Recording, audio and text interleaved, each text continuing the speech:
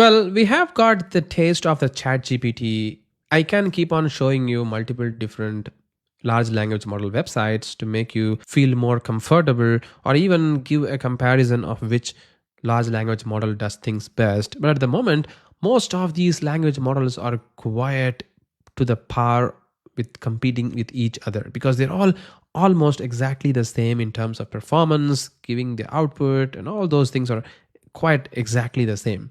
But there is one model which I really like these days is going to be the Claude Anthropic. So if you just go to the Claude AI over here, this is really good as well. So if you already know about this particular Claude, you know what I'm really talking about because it has got exactly the same thing. Like it has got the free version, pro version, themes, and whatever that you have. But you will notice that with the Claude, you also have got what is called as an artifact, which is very, very interesting. I will quickly show you how the Claude is going to perform while you perform a login operation. So I'm going to perform a login operation and I will get back. There you go. So now I have logged in my Claude over here. I'm not using browser, which is Chrome browser, but I'm just using the Safari browser here to show you like how this Claude does. So you can see that if I'm just going to go to the chat GPT, I can use the same exact query and just paste it over here to see what Claude brings up on the table. So you see that every time I do it, it is going to be entirely different from each and every large language model at least. But you will also notice that this Claude, at least the free version, does not have option to get the real-time information. It says that I apologize, but I don't have access to real-time data about 2024 Olympic as my knowledge is cut off from April 2024. So apparently Claude doesn't have that information, at least in this context. But ChatGPT is very real time because it could able to browse through the websites and get the informations for you. So that is one change that you can immediately notice between ChatGPT versus Claude. But the one good thing which I wanted to show you this time is going to be the exact same code that we wrote, right?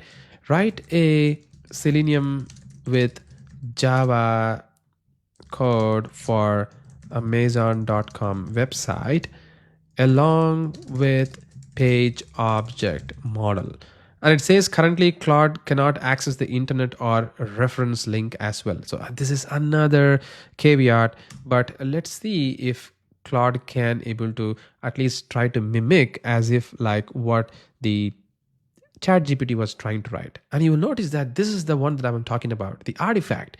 It is so good that it is going to write things for you in a separate file over here. And then it also gives the explanation of what each and every file does. So it writes a base page automatically, which was not there before on the ChatGPT though. And it writes the page object model code here and also extends the base page as you can see over here, which is amazing. And not only that, you can then ask to explain this particular code if you wanted to. And this is so good because you can select an option and then you can ask for the explanation if you don't really know what exactly that particular piece of code is. So this is really good as well. And you'll also notice that it has written all the code that is required for the Amazon.com page and it just works fine. I mean, there are some cases that it may be using an obsolete code or maybe the code should be refactored. I mean, it's all up to us, like how we're going to be doing it. Those are things that we are going to be discussing in this course anyway. But at least you got the idea how the large language models are generating the code like magic for us. And it reduces enormous amount of work for us, which is amazing.